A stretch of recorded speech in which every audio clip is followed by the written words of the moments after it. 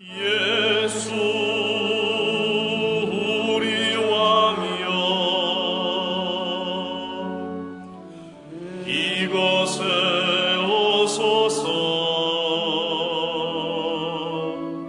보좌로 주여 임하사 찬양을 받아 주소서. 주님을 찬양하오니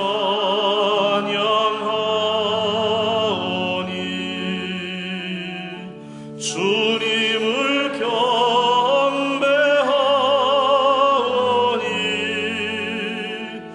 왕이신 예수여 오셔서 좌정하사 다스리소서.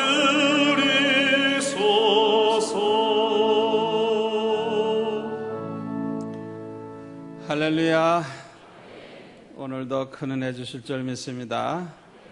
잘들 나오셨습니다. 서로 인사하시기 바랍니다. 큰 은혜 받으세요. 큰 은혜 받으세요. 제가 대학생 시절에 아주 건강하시고 신앙생활도 잘하시고 또 경제적으로도 부유하신 그런 장로님 가정에 가서 가정교사로 좀 지난 적이 있습니다. 그 집 아이들과 함께 이렇게 식사할 때 보면은 아이들이 얼마나 음식을 맛있게 먹는지, 애들이 먹는 모습을 보면 저절로 막 침이 나가지고 입맛이 막 생겨날 정도로 그렇게 아주 음식을 맛있게 먹어요. 그런데 식사가 다 끝나가지고 이제 밥상을 내갈 때 보면은 밥그릇, 국그릇은 물론이고 김치그릇도 밑바닥에 남은 국물까지 다 이렇게 핥아먹어요. 어떻게 그렇게 맛있게 먹는지 하나도 남는 게 없어요. 그래서 저도 빨리 먹지 않으면 못 얻어먹어요. 빨리 먹어야지. 얼마나 온 가족이 건강한지, 지금도 그 장로님 가족 보면 자녀들 다 건강한 걸 볼 수가 있어요. 우리의 그 심령도 건강한 사람은요, 아주 말씀을 사랑하고 말씀을 좋아하고요, 말씀 듣는 것을 너무너무 기뻐하고, 그래서 또 듣고 또 듣고 또 들으려고 그러고, 그리고 그 말씀을 듣는 가운데 은혜를 받고 얼마나 행복하게 신앙생활을 하는지 몰라요.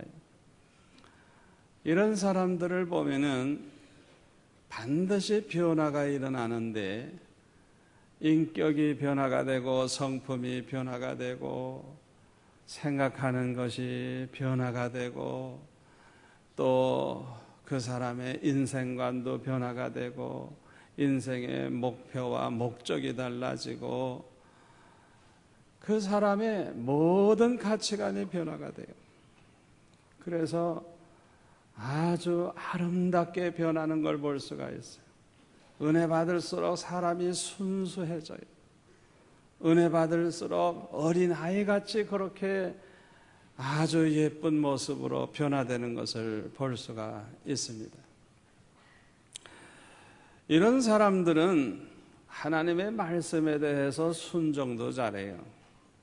또 기쁨으로 순종해요. 하나님 말씀대로 순종하면서 사는 것 자체를 너무너무 좋아하고 기뻐합니다. 그러나 이 심령이 건강하지 못한 사람들은 그렇지가 않아요. 하나님의 말씀을 들어도 별로 좋다 느껴지지도 않고, 설교를 조금 길게 하면 무슨 놈의 설교가 그렇게 긴고 그렇게 생각을 하고, 또 어떤 말씀은 귀에 들어오지도 않고 하나도 알 수가 없고 그래가지고 그냥 예배 시간만 되면, 특별히 설교 시간만 되면 열심히 졸죠. 그냥. 이런 사람들은 신앙생활의 행복함을 몰라요. 변화가 없어요. 얼마나 안타까운 일인지 모릅니다. 누구나 예수님을 믿고 영접하게 되면 신자가 되고 신앙생활을 시작을 하게 됩니다. 그런데 신앙생활에 있어서 아주 중요한 게 두 가지가 있어요. 하나는 하나님의 말씀을 잘 들어야 돼요. 또 하나는 하나님의 말씀대로 순종을 해야 돼요. 이 두 가지 중에 하나라도 소홀히 하면 쩔뚝발이 신자가 돼요. 병든 신자가 돼요. 하나님의 말씀을 잘 듣기는 하는데 말씀대로 살지 아니하는 사람들은, 그런 사람은 신앙도 잘 자라나지도 않거니와 병든 신자가 되는 거예요. 하나님의 말씀을 잘 듣지도 않는 사람은 그건 말할 것도 없고, 그렇기 때문에 우리가 신앙생활을 잘하려고 하면 이 두 가지를 잘해야 돼요. 말씀 잘 듣고 하나님의 말씀대로 순종하고, 이 두 가지를 항상 지켜나가면 그 사람은 아주 건강한 신앙인이 되고 신앙이 아주 아름다워지는 것입니다. 우리가 하나님의 말씀에 순종하는 것이 얼마나 중요하냐 하면, 하나님의 말씀대로 순종하면서 살아야 하나님을 기쁘시게 할 수가 있어요. 아멘. 또 하나님의 사랑과 축복을 받을 수가 있어요. 우리 하나님은 순종하는 자에게 성령을 부어주십니다. 순종해 보세요. 이상하게 은혜가 넘치게 되고요, 어디에서 왔는지 기쁨이 넘치게 되고요. 그 이상하다고요. 여러분들이 이렇게 설교 듣고 그냥 세상에 나가서 적당히 살면 그런 맛을 못 봐요. 그러나 여러분들이 하나님의 말씀을 잘 듣고 그 말씀을 행해 보세요. 어떤 일이 벌어지는가? 하나님이 성령을 부어 주십니다. 그리고 그런 사람을 하나님이 높이 들어 쓰시는 것입니다. 하나님의 말씀을 잘 듣는 것은 그래도 쉽지만은 말씀대로 산다고 하는 것은 참 어려워요.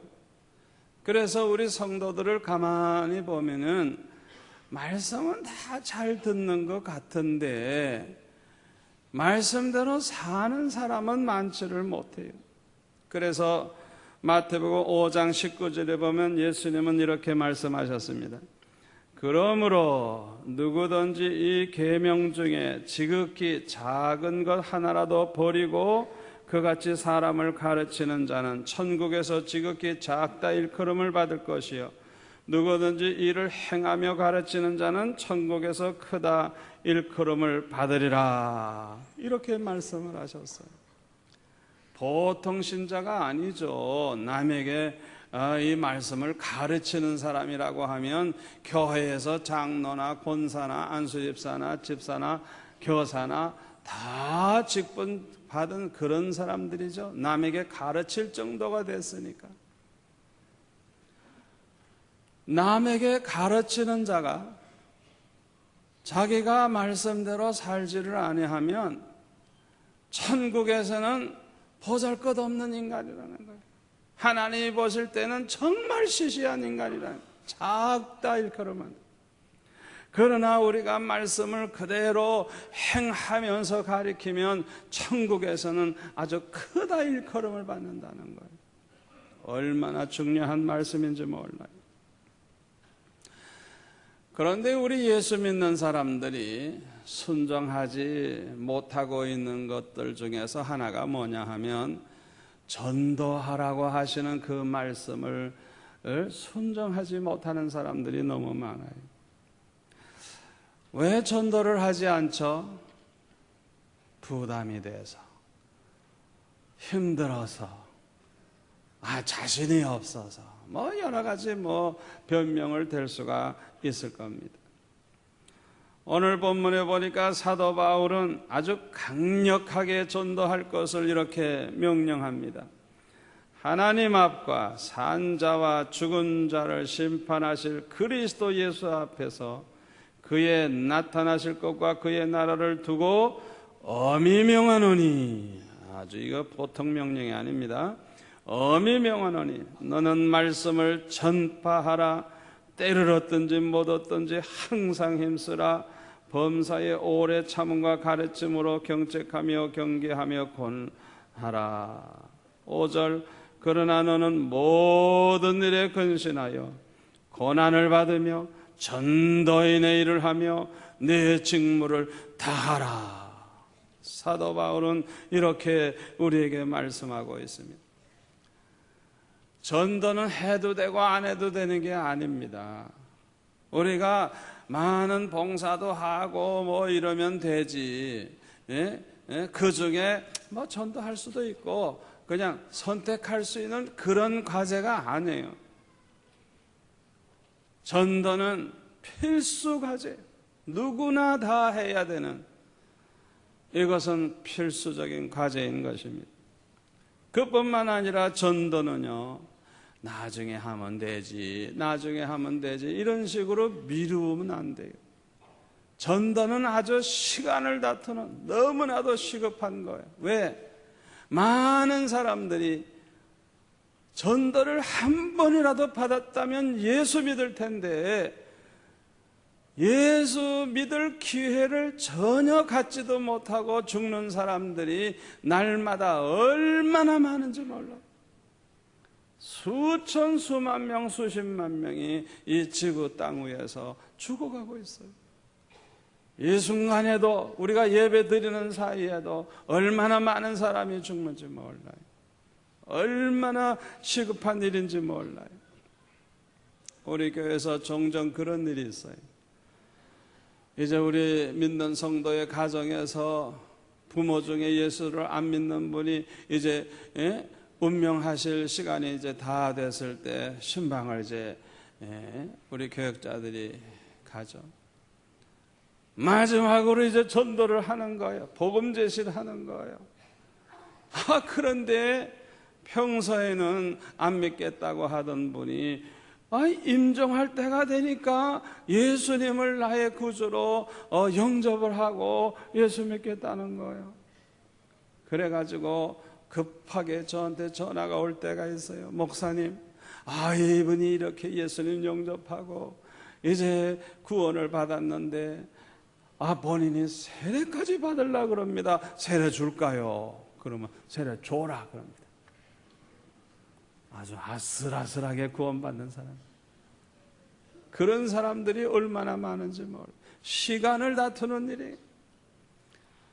미국의 유명한 아이젠하워 대통령이 임종할 순간에 빌리그람 목사님이 면회를 신청해 가지고 30분 동안 이제 면회를 하고 이제 마치고 나오려고 하니까 갑자기 아이젠하워 대통령이 빌리그람 목사님 손을 잡으면서 조금만 더 있다가 가라고 그러더래요. 아니 무슨 하실 말씀이 있습니까? 그러고 물으니까 이 아이젠하워 대통령이 말하기를 하나님을 어떻게 만나야 할지 내게는 확신이 없습니다.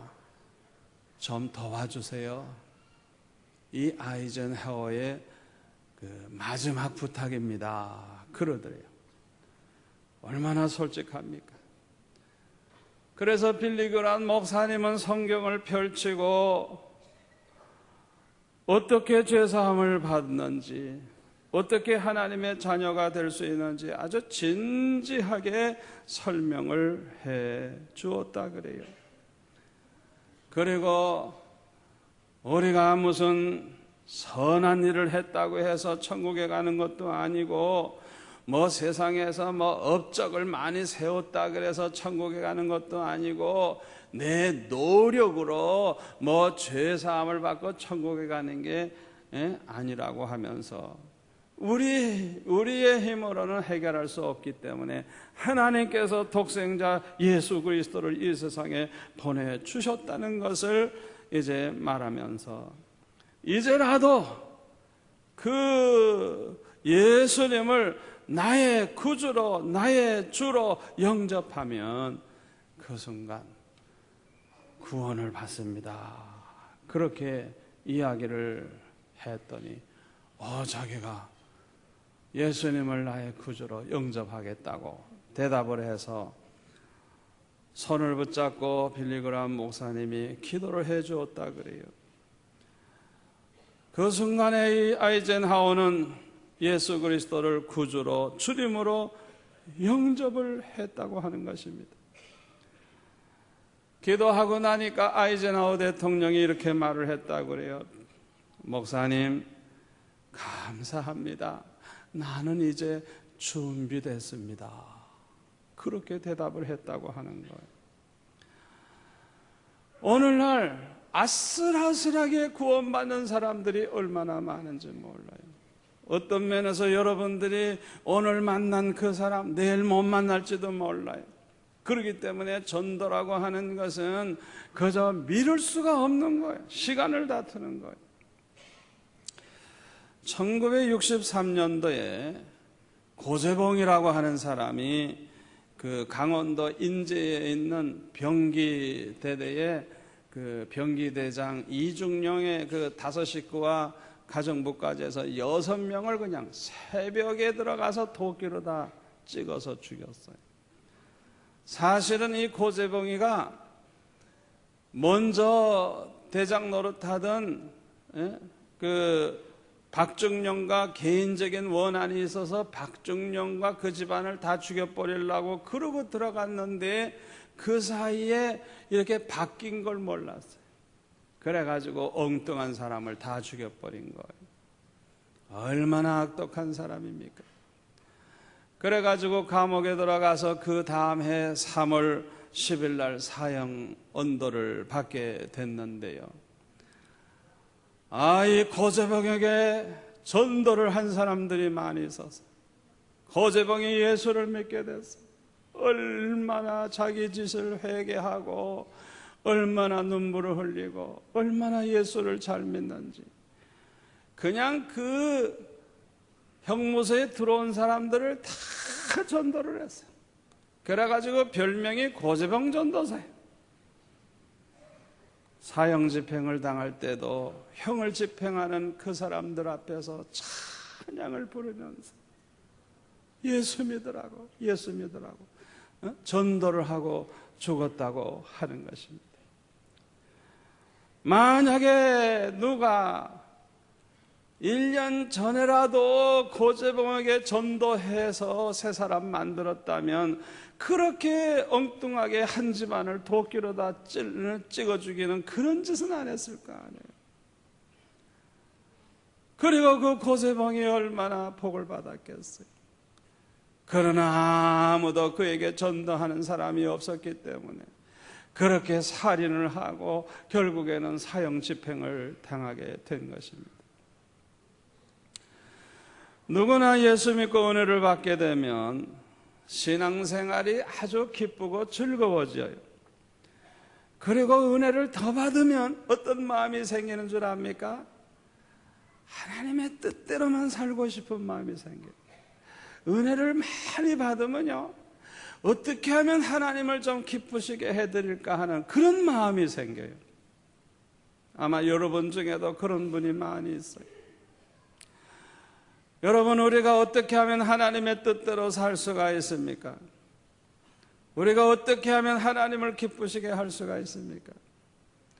하나님을 기쁘시게 해드리면서 사는 비결은 하나님의 뜻대로 사는 거예요.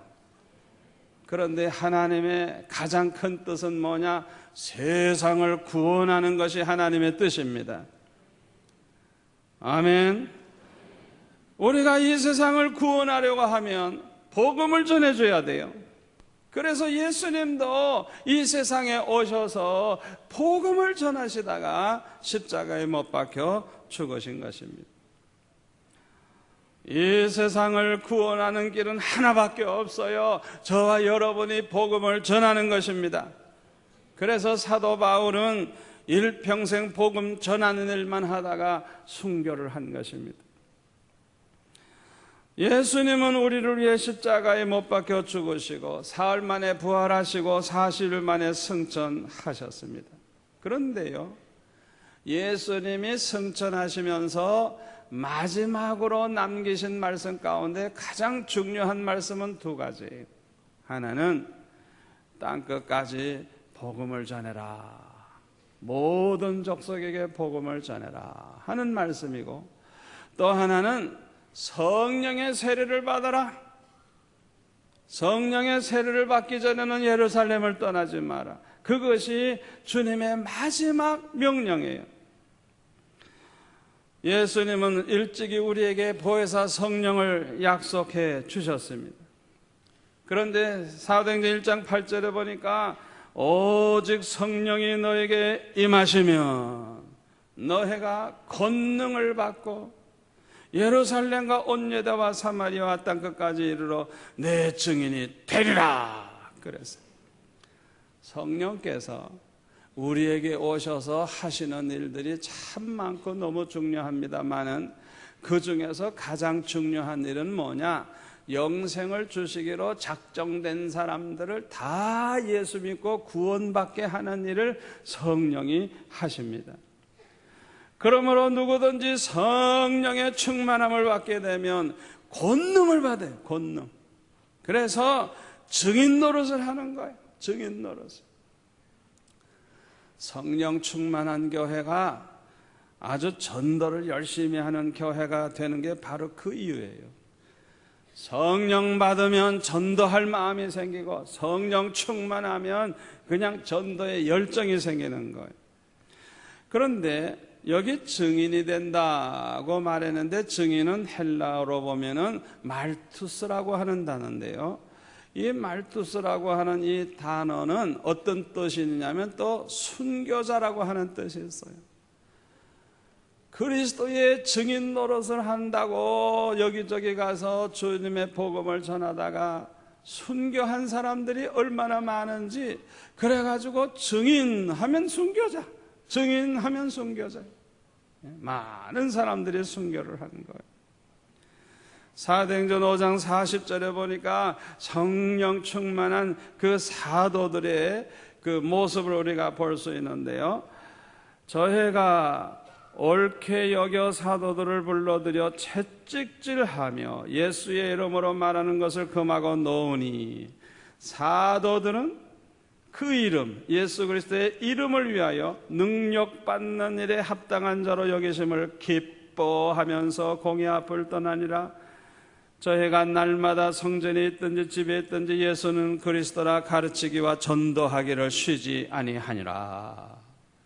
복음을 전하다가 붙잡혀가지고 매를 맞았는데요, 오히려 기뻐하는 거예요. 그리고 그냥 더 열심히 전도하는 거예요. 얼마나 아름다운 모습입니까? 오늘날 이 땅에 수십억의 그리스도인이 생겨날 수 있었던 것은 바로 이 증인들 때문인 것입니다. 전도는요, 성령이 하십니다. 우리는 그저 도구가 될 뿐이에요. 그러므로 우리는 그저 전도만 하면 돼요. 그러면 성령께서 그저 알아서 거두어 들이십니다. 무디 목사님은 하루에 1명 이상 전도한다고 하는 원칙을 세워놓고 살았대요. 이 무디가 평생에 100만 명을 구원했다 그래요. 100만 명. 대단한 부흥 강사고 전도자인데요. 그런데 어느 날 전도를 못하고 잔 거예요. 아마 바쁜 일이 있었겠죠.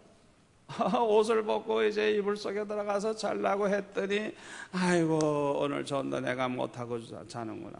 그래가지고 잠이 안 와가지고 다시 일어나서 옷을 주워 입고 한밤중에 나가서 전도하려고 이제 나간 거예요. 사람이 있어야 전도를 하죠. 그런데 마침 어떤 술주정뱅이가 술에 취해가지고 그냥 비틀비틀하면서 걸어가고 있어요. 달려가 가지고 다짜고짜 하는 말이 예수님을 아시나요? 이러니까 이 술주정뱅이가 화를 내면서 그냥 막 덤벼드는 바람에 도망와서 그냥 잡버렸어요. 그래도 전도를 하긴 했으니까. 그런데요, 3개월이 지난 어느 날 어떤 사람이 찾아와서 문을 놓고 하는데 문을 열고 보니까 바로 그 술주정뱅이가 찾아왔어요. 어떻게 왔느냐 그랬더니 이 무디 목사님이 예수님을 아시나요? 이러면서 이제 전도한 그 말이 계속해서 귀에 들리는데 계속해서 그냥 그래가지고 견딜 수가 없는 거예요. 그 말이 자꾸 귀에 들어오니까. 그래가지고 자기가 예수를 믿게 됐다고 하면서 찾아와서 그런 얘기를 하더래요. 저와 여러분이 뭐 전도를 잘해서 전도가 되는 게 아니에요. 우리는 그저 도구일 뿐이에요. 하나님 하라 하셨으니까 순종만 하면 돼요. 하나님께서, 성령께서 알아서 다 거두어 들이신다는 걸 믿으시기를 바랍니다. 전도하는 사람들은 아주 행복합니다. 왜 전도합니까? 전도하는 분에게 물어보면요, 주님께서 땅끝까지 복음 전하라고 하셨으니까 해야죠. 그런 분들도 있지만은 전도를 열심히 하시는 분들이 뭐라고 대답하는 줄 알아요? 전도를 하니까 너무 좋고 너무 행복하다는 거예요. 너무 기쁘다는 거예요. 그래서 더 열심히 전도한다는 거예요. 이 얼마나 놀라운 고백입니까? 미국의 기독교 조사기관인 바나리 서치 센터에서 그 조사한 결과를 보면요, 그 미국 사람들이 그 전도를 별로 안 하고 그냥 교회나 그냥 왔다 갔다 하는 줄 알지만은 천만에요. 미국의 그 기독교인들이 전도를 얼마나 열심히 하는지 지나간 1년 동안 통계에 의하면 5천만 명이 전도하는 데 참여했대요. 이거는 60%를 차지하는 숫자라는 거예요. 예? 크리스찬 인구 전체의 60%를 차지한다는 거예요. 이거 놀라운 일이 아닙니까? 어떻게 전도하느냐? 막 길거리에서 설교하는 경우도 있고, 집집 방문해서 전도하는 경우도 있고, 이메일을 통해 가지고 전도하는 방법도 있고, 그래 가지고 그렇게 열심히 전도를 한다는 거예요. 그런데 이분들에게 설문지를 만들어 가지고 질문을 해봤어요. 48개 주에 흩어져 사는 성인 4,265명을 이제 설문조사를 해봤어요. 그랬더니 당신이 행복합니까? 하는 그 질문에도 보면은 이 전도하는 사람들은 아주 행복하다고 그러지만은 전도 안 하는 사람들은 별로 그렇지 않다는 거예요. 그뿐만 아니라 여러분의 그 신앙과 생활에 만족해 합니까? 하는 질문에 대해서도 전도하는 사람들은 다 그냥 만족하다고 하는데 전도하지 않는 사람들은 그렇지가 못하다는 거예요. 또 신앙생활이 우리의 삶에 얼마나 중요합니까? 하는 질문에 대해서도 전도를 열심히 하는 사람일수록 신앙이 우리 삶에 있어서 매우 중요하다고 다 대답을 하고, 그런데 전도를 별로 안 하는 사람은 그렇지 못하다는 거예요. 그리고 여러분의 신앙은 성장하고 있다고 생각합니까? 하는 질문을 해보니까 여기에 대해서도 전도하는 사람들은 아주 자기의 삶과 이 신앙이 성장하고 있다고 대답을 했다고 하는 거예요. 그리고 주일날마다 예배에 정기적으로 출석을 잘합니까? 하는 질문에도 보면은 전도하는 사람들은 교회 출석을 잘 한다는 거예요. 그리고 우리 사랑방 모임처럼 소그룹에 참여합니까 하는 질문도 해보니까 이 전도하는 사람과 안 하는 사람과는 비교할 수 없이 차이가 나는 거예요. 날마다 성경을 읽고 있습니까? 이 질문에 대해서도 차이가 많고, 지나간 1년 동안 헌금을 얼마나 했습니까? 그걸 기록하게 했더니 전도하는 사람이 전도 안 하는 사람보다도 3배나 헌금을 많이 하고 있어요. 이게 뭘 보여주느냐?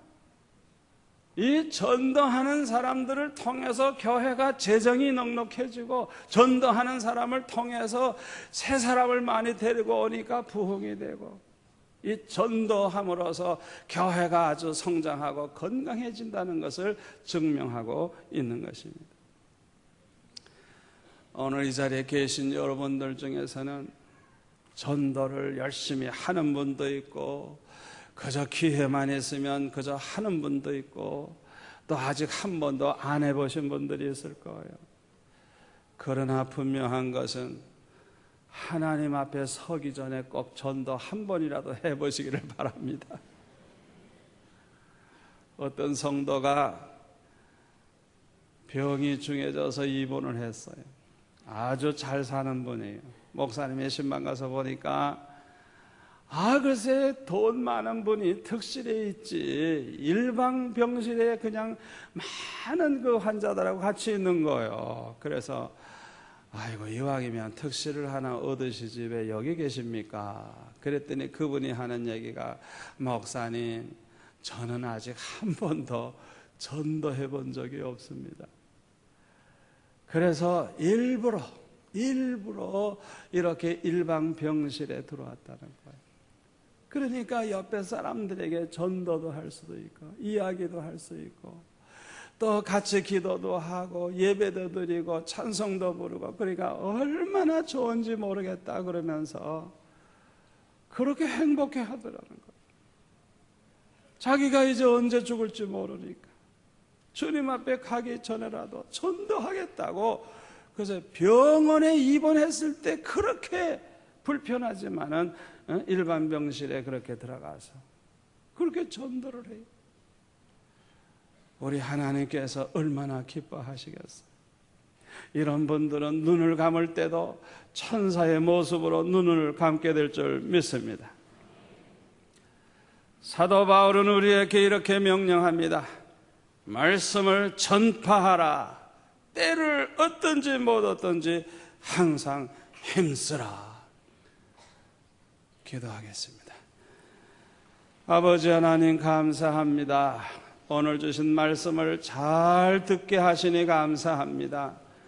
이 말씀을 그대로 순종하는 저희들이 되게 하여 주옵소서. 우리가 열심히 전도하는 것처럼 하나님을 기쁘시게 하고 또 축복이 되는 것이 없는데, 그동안 게을리한 거 용서하시고 열심히 이제는 전도하는 데에 힘쓰는 저희들 되게 도와 주옵소서. 예수님의 이름으로 기도하옵나이다. 아멘.